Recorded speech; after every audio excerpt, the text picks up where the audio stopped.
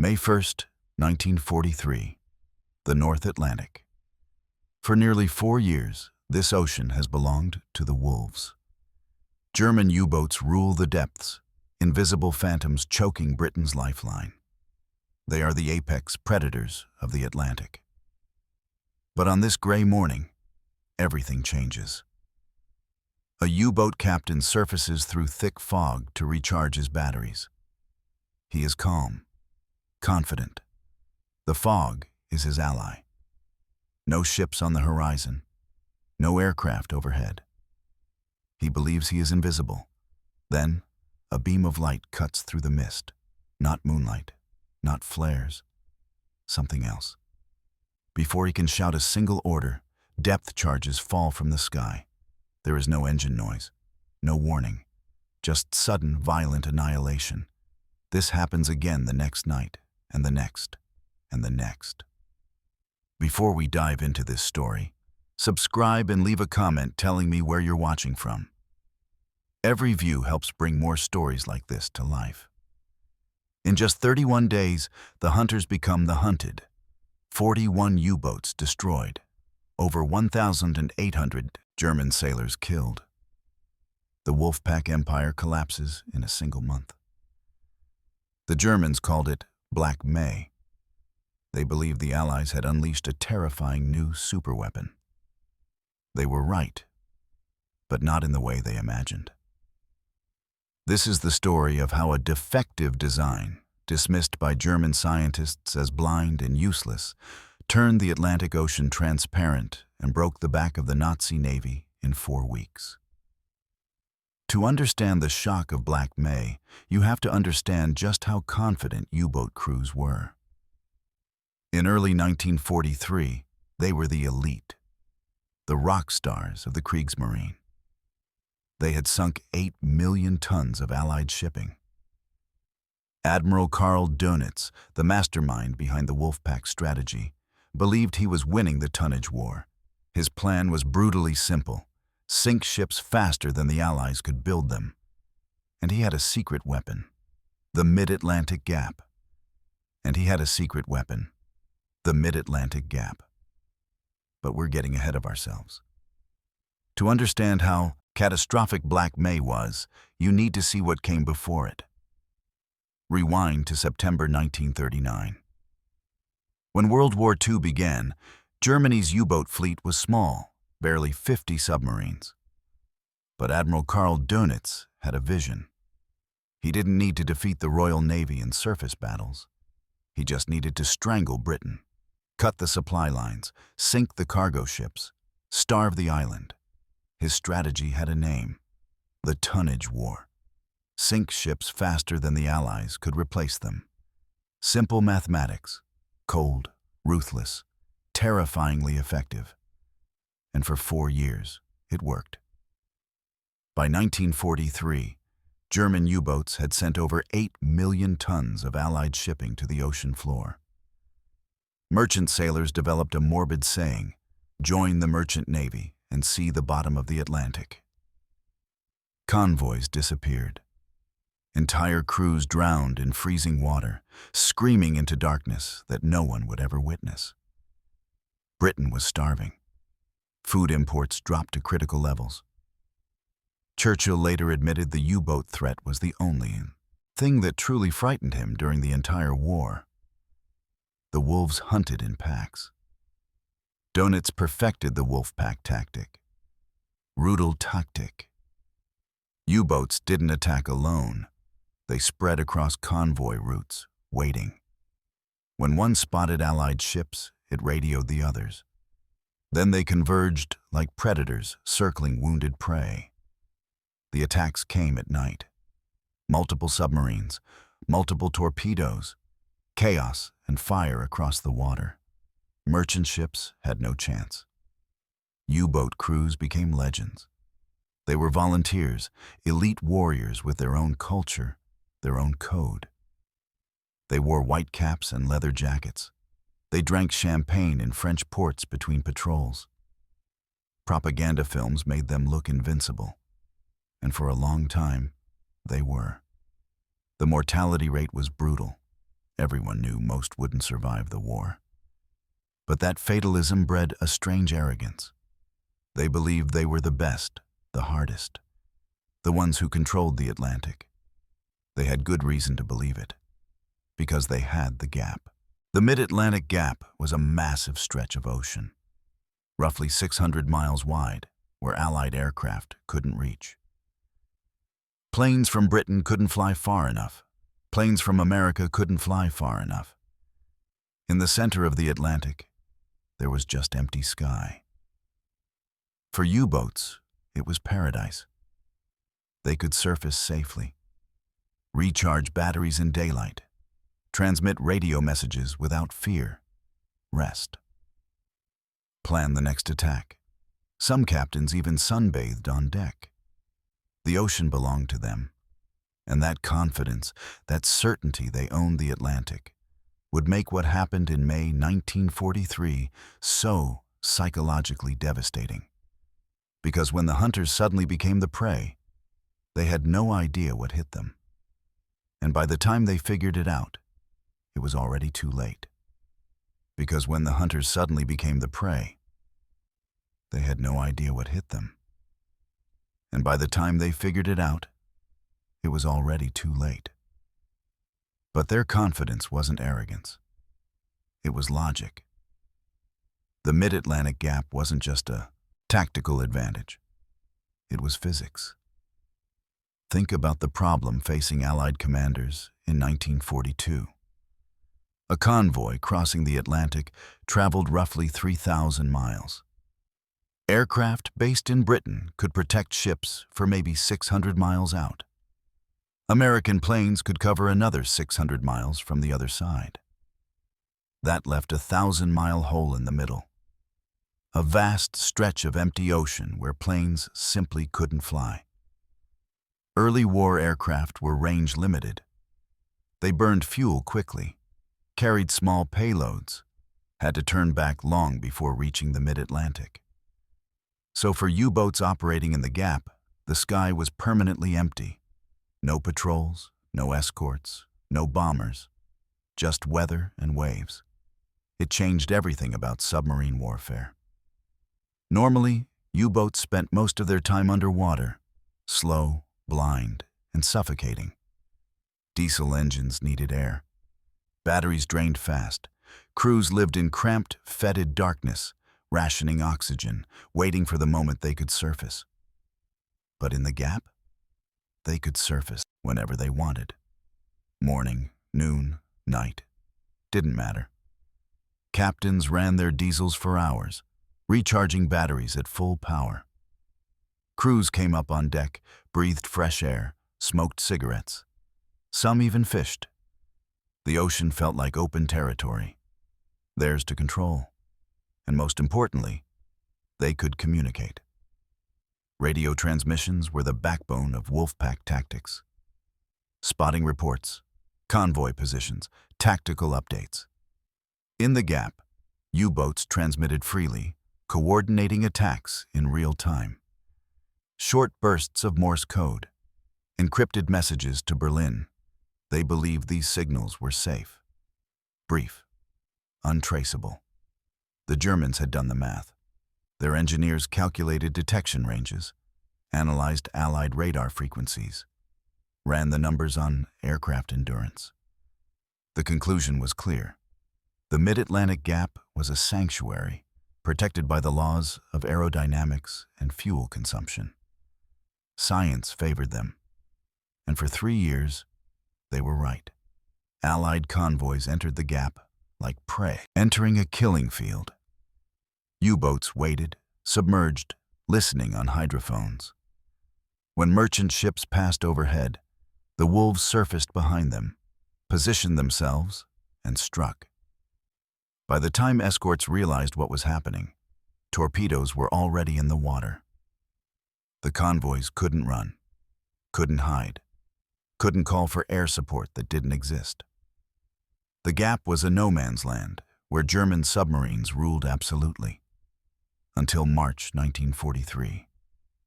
That's when the Allies decided the Gap had to close. Not with more ships, not with faster destroyers, with science. The same force that created the sanctuary was about to destroy it. Physics had given U-boats their fortress. Physics was about to turn it into a tomb. And the weapon that would do it? The Germans had already dismissed it as fundamentally flawed. And the weapon that would do it?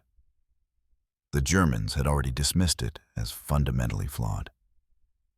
Now we leave the ocean. The real battle wasn't being fought by sailors.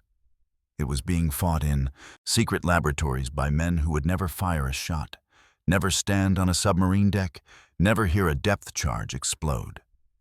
These were physicists, engineers, university professors pulled into military research, and they were desperate. Because radar in 1940 was crude. Early British radar could detect ships and aircraft, massive metal objects moving across open space. But a submarine? A submarine was different. It sat low in the water. Its conning tower was small, narrow, barely taller than the waves. In rough seas, it disappeared entirely into the visual clutter of ocean chop. Existing radar sent out long wavelengths, measured in meters. Against a submarine's tiny profile, those signals just scattered. The reflection was too weak, too inconsistent. British scientists needed something sharper, more precise. They needed to see smaller.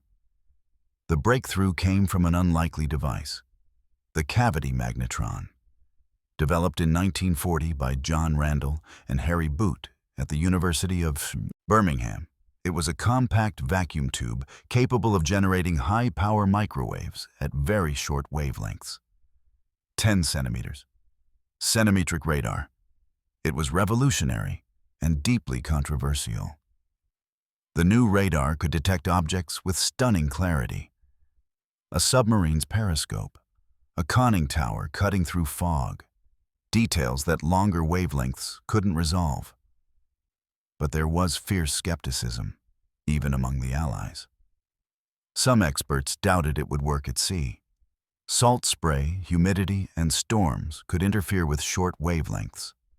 Others believed the technology was too delicate, too experimental, too complex to mass-produce under wartime conditions.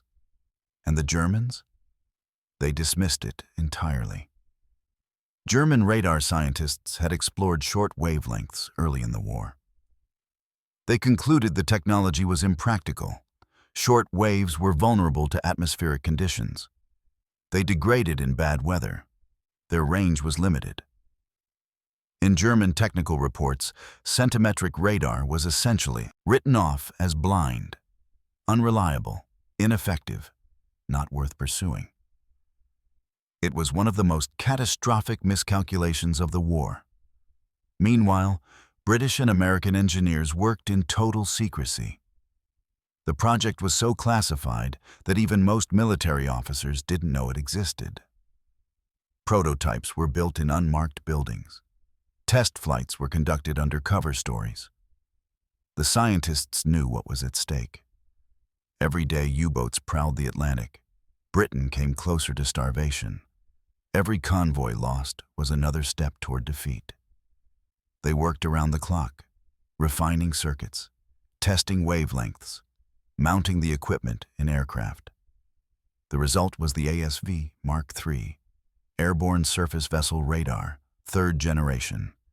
It could spot a submarine from miles away, at night, in fog, in storms.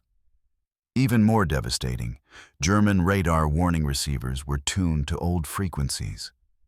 They never detected the new signals. The irony was perfect.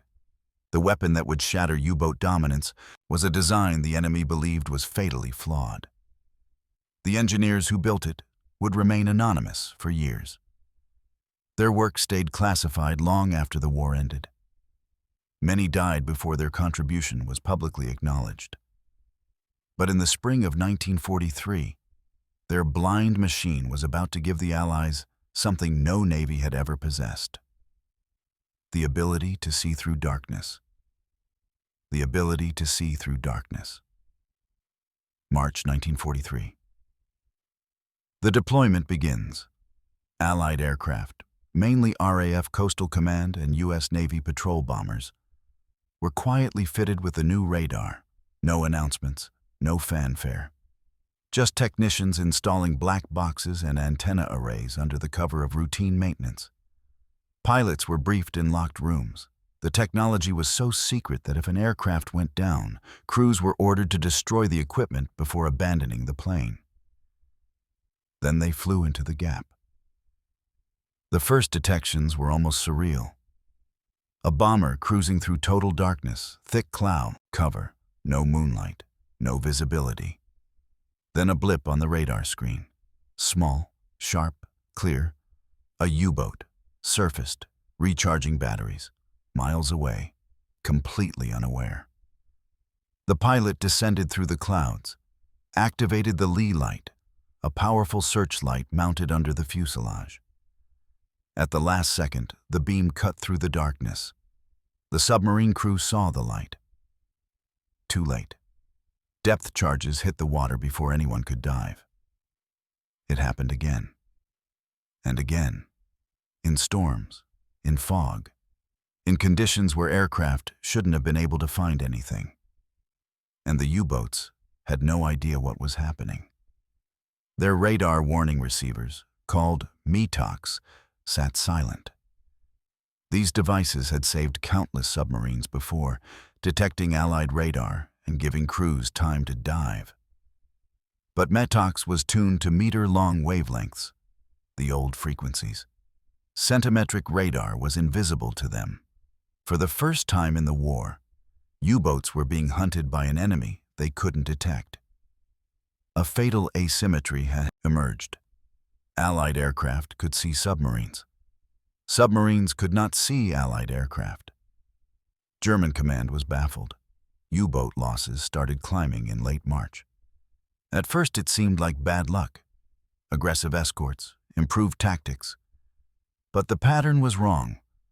Boats were being attacked at night, in weather conditions that should have grounded aircraft, in areas where patrols shouldn't have been possible. Captains reported the same thing. Sudden attacks with no warning. Lights appearing from nowhere. Depth charges falling before anyone could react.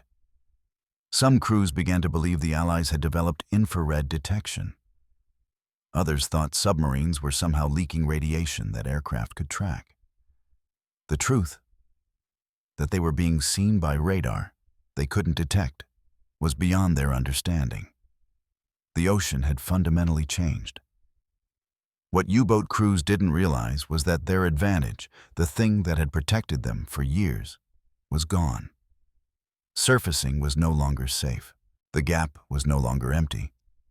The darkness was no longer dark. And every night they ran their diesels, every hour they spent on the surface recharging batteries, they were visible. Painted on radar screens like targets on a shooting range. But there was another technology working against them, one even more insidious. Because while centimetric radar let the Allies see U-boats, there was something else that let them know exactly when and where to look. And it was something the Germans were doing to themselves.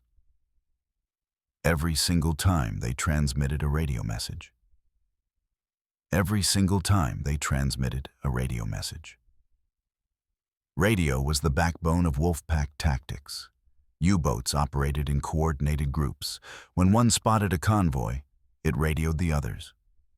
Tactical updates, position reports, requests for orders from command.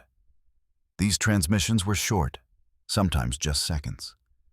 Encrypted in Naval Enigma code, the Germans believed they were safe. Brief signals, vast ocean, impossible to track. They were catastrophically wrong. The Allies had developed high-frequency direction finding, HFDF. Sailors called it Huff-Duff. The principle was elegant and devastating.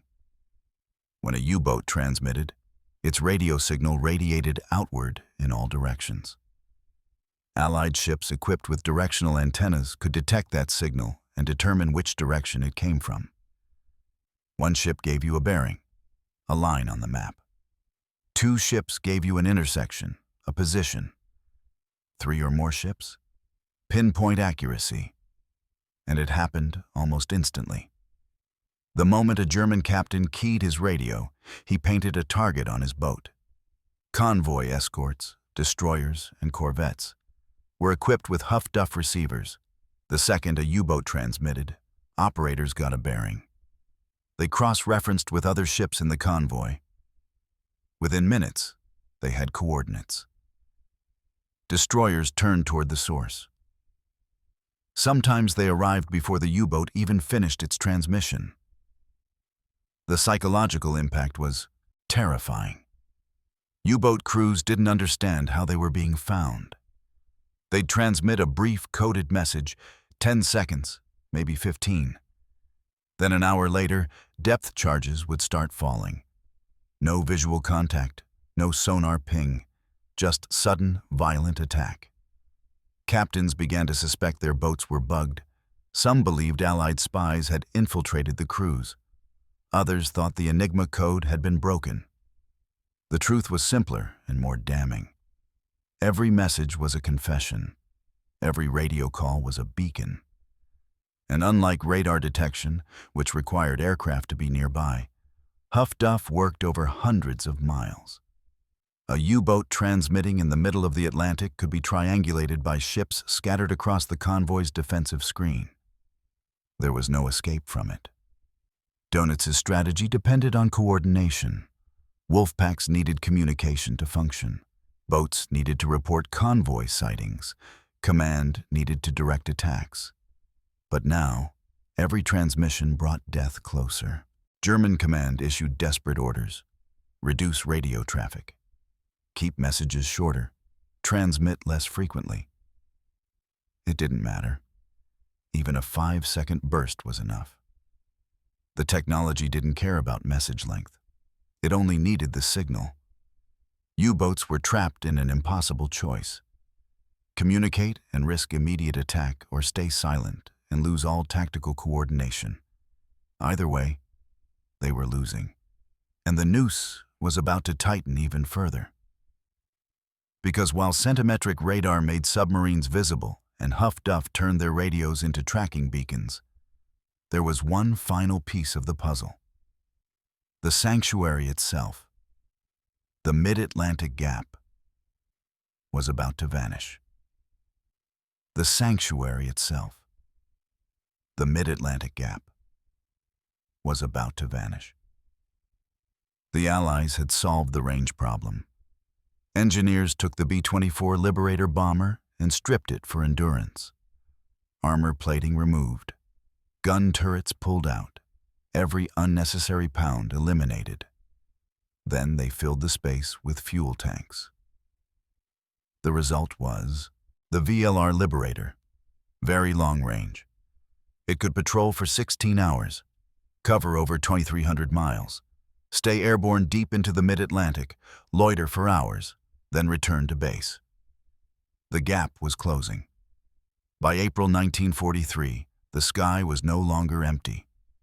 Aircraft equipped with centimetric radar now patrolled areas that had been unreachable just months before. U-boats surfacing to recharge found themselves under constant surveillance. Dawn patrols, noon patrols, night patrols. The ocean that had once been a sanctuary became a hunting ground. Submarines that survived attacks in the gap faced another nightmare on the way home, the Bay of Biscay. Every U-boat operating in the Atlantic had to pass through the bay to reach or leave their bases in occupied France. It was a natural choke point, and the Allies knew it. The bay became a killing field. RAF Coastal Command saturated the area with patrols. Liberators, Sunderland flying boats, Wellington bombers, all equipped with ASV Mark III radar and LETA lights. U-boats transiting the bay were attacked relentlessly. Some were hit within sight of their home ports. Crews who had survived weeks at sea were killed hours from safety. German sailors gave it a name: the Corridor of Death. Captains tried everything. traveling submerged the entire distance, exhausting batteries and crews, surfacing only at night. But radar didn't care about darkness, running on the surface in groups for mutual defense, but that just created bigger targets. Nothing worked. The statistics were becoming unbearable. In March 1943, 15 U-boats were lost. In April, 16. Experienced crews, men who had survived dozens of patrols, were vanishing. New captains lasted one mission, sometimes less. Morale collapsed. U-boat crews had always accepted high casualties. It was part of the culture. The fatalism. The elite warrior mentality. But this was different. This wasn't dying in battle.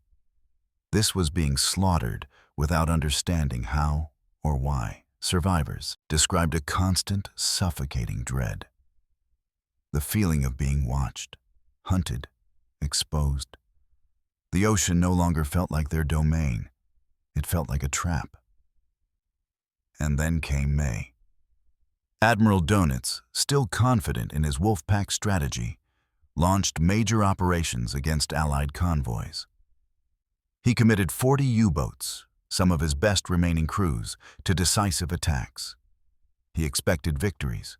Tonnage sunk, Allied losses. Instead, he got a massacre. Because every advantage U-boats had relied on for 4 years was gone. The gap was closed. Radar made them visible. Radio betrayed their positions. Aircraft hunted them everywhere. The trap was complete. And the submarines sailing into the Atlantic that month were about to experience the most catastrophic defeat in naval warfare history. Black May was beginning. Black May was beginning. May 4th, 1943. Convoy ONS-5. 42 U-boats converged on the convoy, one of the largest Wolfpack concentrations of the entire war. Donitz expected a slaughter. Over 50 merchant ships, limited escorts, perfect conditions for a coordinated attack. The wolves gathered. But the ocean had changed. Every time a U-boat surfaced, centimetric radar locked onto it. Every radio transmission triangulated its position. VLR Liberators appeared through cloud cover that should have been empty sky. The convoy fought back with brutal efficiency. Depth charges tuned to explode at shallow depths, designed specifically for surface submarines. Hedgehog mortars firing patterns of contact-fused bombs. Escorts guided by Huff-Duff racing toward transmission sources. In 5 days of battle, 6 U-boats were destroyed. The convoy lost 13 merchant ships, painful but not catastrophic. More importantly, the U-boats broke off the attack. Scattered, retreated. It was the first time a Wolfpack had been driven away by defensive action alone. Then came convoy SC-130.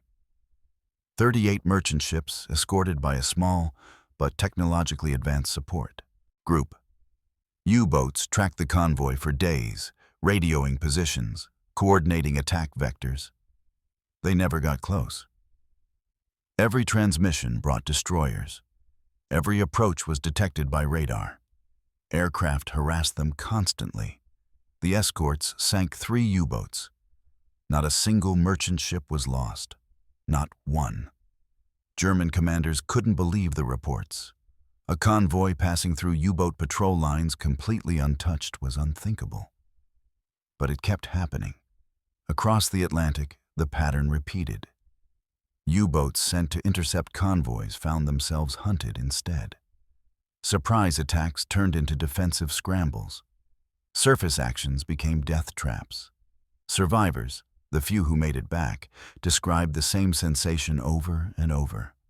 The sea became transparent. One captain said it felt like fighting in daylight even at midnight. Another described the ocean as alive with eyes. Everywhere they went, they were seen.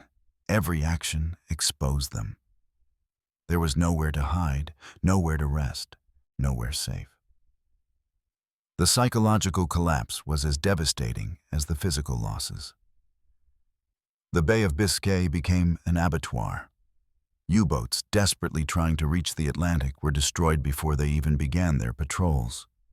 Aircraft attacked them leaving port, attacked them returning, attacked them attempting emergency repairs on the surface. Some boats never made it 50 miles from base.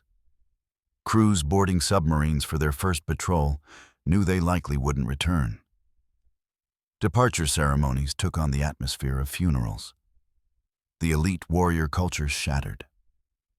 Men volunteered for transfers to other branches. Some simply refused to board. Officers reported widespread fear, exhaustion, and hopelessness. The numbers were undeniable. In May 1943, 41 U-boats were destroyed. 41. Over 800 sailors killed in a single month. The loss rate hit nearly 30%, unsustainable by any military standard. Production couldn't keep up. Training couldn't replace the experience, and even if it could, new crews were dying on their first missions. Admiral Donitz reviewed the reports daily. Boat after boat marked as overdue, presumed lost. Experienced captains, men who had survived years of combat, simply vanishing. Convoy after convoy passing through untouched. The tonnage war was collapsing. And the Allies? Their losses dropped dramatically. Merchant ship sinkings fell to levels not seen since 1940. Convoys crossed the Atlantic with minimal casualties. Supply lines stabilized. Britain was no longer starving. The turning point wasn't a single battle. It was a month of technological superiority translating into absolute dominance. The wolf packs that had terrorized the Atlantic for 4 years were being systematically exterminated. And there was only one choice left. Withdrawal. Withdrawal. May 24, 1943. Admiral Karl Dönitz sat in his headquarters reviewing reports. The numbers were devastating, undeniable. 41 U-boats lost in 3 weeks, experienced. Crews wiped out. Convoy after convoy passing through unmolested. The tonnage war, his entire strategic vision, was collapsing. For every Allied ship sunk, Germany was losing a submarine and 50 trained sailors. The mathematics that had once favored him now pointed toward extinction. That day, Dönitz sent a coded message to the fleet.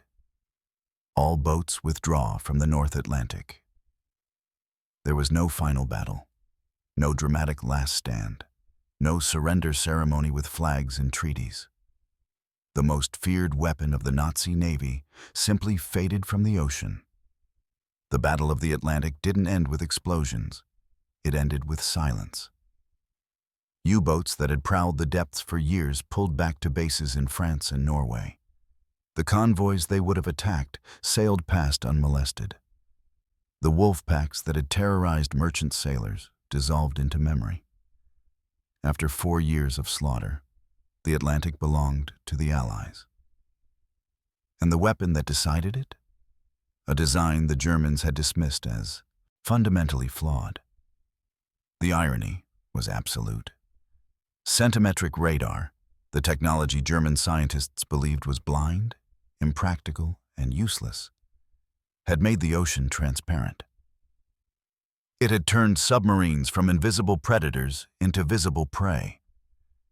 And the engineers who created it never stood on a bridge, never fired a torpedo, never heard a depth charge explode. John Randall and Harry Boot, the physicists who invented the cavity magnetron, remained unknown for decades. Their work stayed classified long after the war ended. No medals, no parades, no public recognition. Most of the scientists and technicians involved in ASV Mark III development died before their contributions became public knowledge. They were the invisible victors of an invisible war. But the human cost was staggering. Out of nearly 39,000 men who served in German U-boats during World War II, over 28,000 died at sea, 75%. The highest casualty rate of any military branch in any nation during the entire war. Most were young, early 20s. Volunteers who believed they were joining an elite force, warriors of the deep. They lie in steel coffins scattered across the Atlantic floor. From the Arctic Circle to the Caribbean, from the American coast to the approaches of the English Channel. Submarines that never surfaced, crews that never came home. Black May was the breaking point, but it was technology that broke them. Not courage, not firepower, not superior numbers. Physics. A machine that could see through darkness, a direction-finding system that turned radio signals into death sentences. Aircraft that closed a gap physics itself had created. The Battle of the Atlantic proved something warfare had never fully demonstrated before. Intelligence and technology could defeat experience and bravery. May 1943 marked the moment modern warfare truly began. Not with tanks or bombers or aircraft carriers, but with scientists in laboratories changing the rules of combat invisibly, decisively, and permanently. The engineers who won the Atlantic never fired a shot, but they sank 41 submarines in a single month. And in doing so, they saved Britain, secured the supply lines that would fuel D-Day, and shifted the balance of the entire war. All with a design the enemy believed was defective. The ocean remembers. Somewhere beneath the waves, steel wrecks rest in eternal darkness. Monuments to the month when science made the invisible visible, and when the Atlantic became transparent.